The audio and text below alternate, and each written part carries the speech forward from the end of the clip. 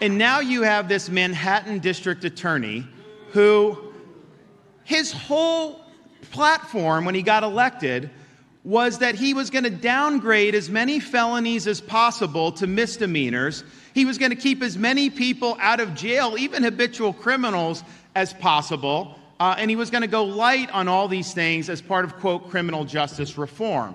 So that's his posture. He doesn't want to charge people with felonies. So now he turns around, purely for political purposes, and indicts a former president on misdemeanor offenses that they're straining to try to convert into felonies.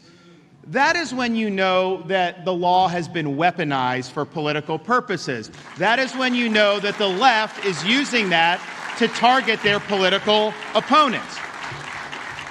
And I can tell you this, these Soros-backed DAs, they are a menace to society. They are a menace to the rule of law. All right, guys, so with Trump getting indicted by a New York grand jury, there's a lot of talk about the guy leading the prosecution against President Trump, which is woke DA Alvin Bragg, who is backed by George Soros. Now, apparently making that claim, right, stating facts that Alvin Bragg is backed or was funded by George Soros apparently is racist and anti-Semitic, okay, according to the mainstream liberal media, right?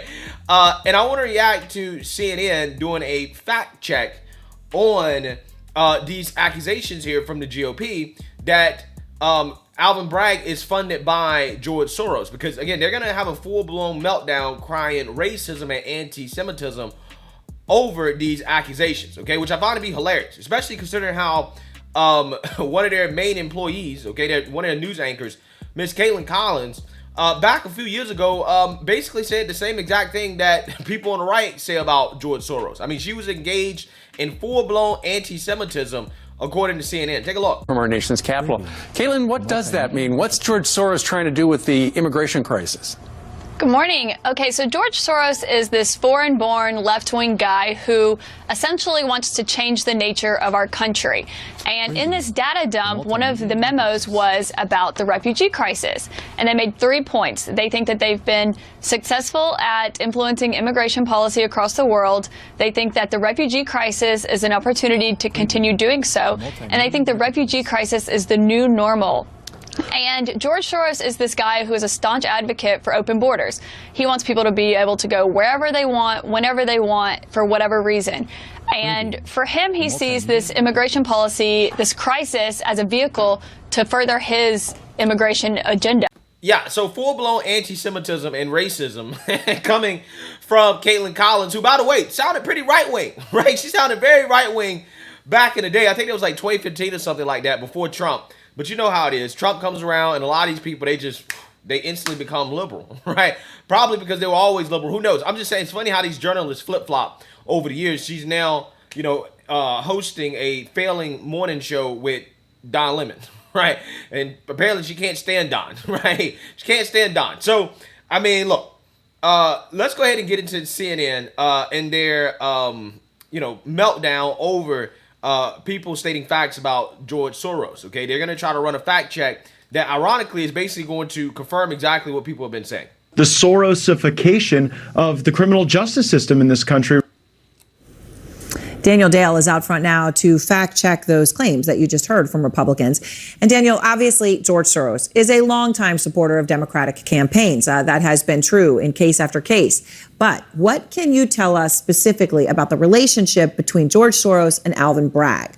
So there is no sign of a personal relationship between Soros and Bragg. A Soros spokesman told me Soros has never once communicated with Bragg in any way, not in person, not on the phone, not even on Zoom. And Soros did not make any donations to Bragg's 2021 election campaign. Soros did, however, Aaron, play an indirect role in that Bragg campaign by making donations to a PAC, Political Action Committee, that supported Bragg. Now, here are the specifics. Soros is, again, a longtime supporter of criminal justice reform and DA candidates promoting promoting that reform. And his spokesman told me that Soros and an affiliated PAC gave $4 million between 2016 and 2022, including $1 million in May 2021, not specifically earmarked in support of Bragg, but $1 million in May 2021, to a racial justice PAC called Color of Change, which, like Soros, also backs reform-minded DA candidates around the country. Now, yeah, so essentially CNN is admitting during their fact check that, Alvin Bragg is backed by George Soros because they're acting ignorant in regards to how politics actually works and how, a lot of times you don't directly contribute to somebody, but you give to a PAC who is going to then do the work of contributing the money to the people that people like George Soros want to be running these cities, which are woke DAs, right? That's how it works. So, I mean, again, it's just funny to me because these people are melting down and crying racism, anti-Semitism, we're going to get into that in a little bit here, over factual statements, right? That's how politics works. That's how funding in politics works, right? You donate to a super PAC, they do the work of finding the people that are ideologically aligned with the people that are donating to them, right? And then they go and then they support those campaigns, right? George Soros is purposely funding woke DAs all across the country, and again, is a big reason for why a lot of these cities have become hellholes, okay? Why they are cities of chaos. He's a big reason why. He's the reason why we don't have law and order in a lot of these big liberal cities. But again, just acknowledging that fact makes you anti-Semitic.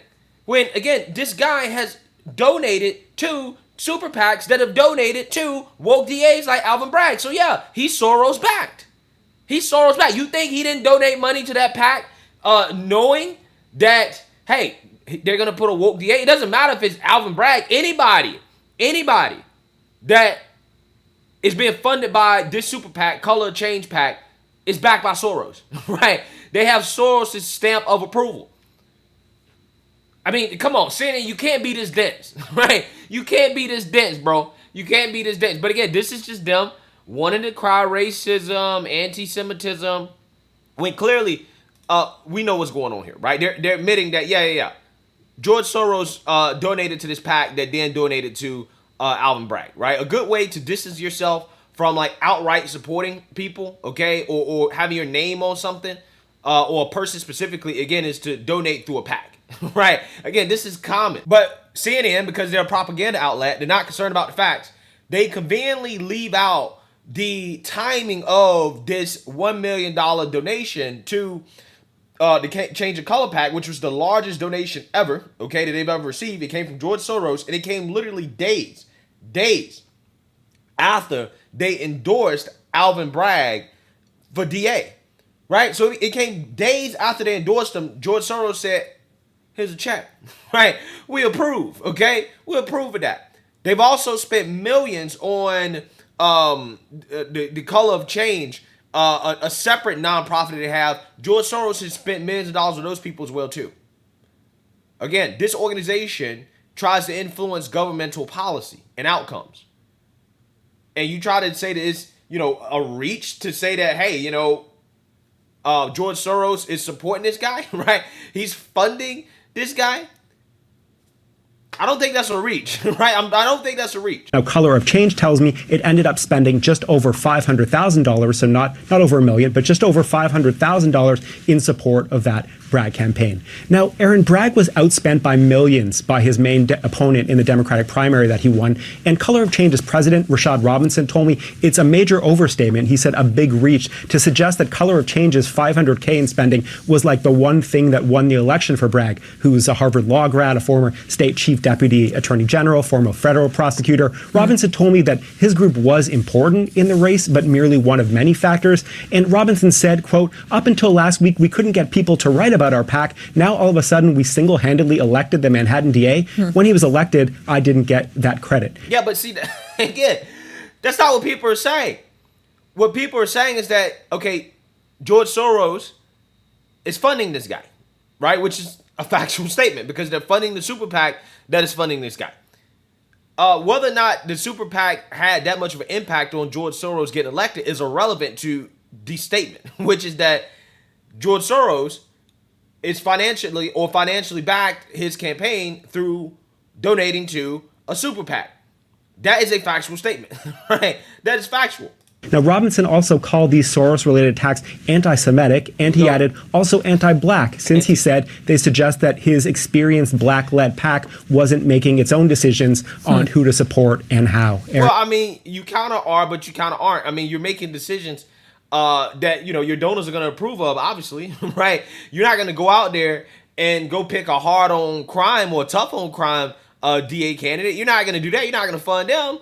Right. So, yeah, I mean, to a certain extent, you are making your own decisions. Right. You're making decisions that ideologically align with the people that are funding you, like George Soros, who, again, want soft on crime policies. This guy is a main funder. He's backing the Democrat Party. OK, and their radical far left agenda. I mean, that's just a fact. There's nothing anti-Semitic about that. You don't even have to mention the fact that the guy's Jewish to come to that conclusion or to make these claims. So, Daniel, you know, you just mentioned those accusations of anti-Semitism.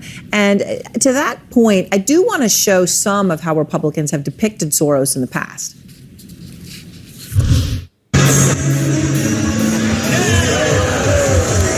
Left-wing mobs paid to riot in the streets. Billionaire George Soros bankrolls the resistance. And Dan Feehan.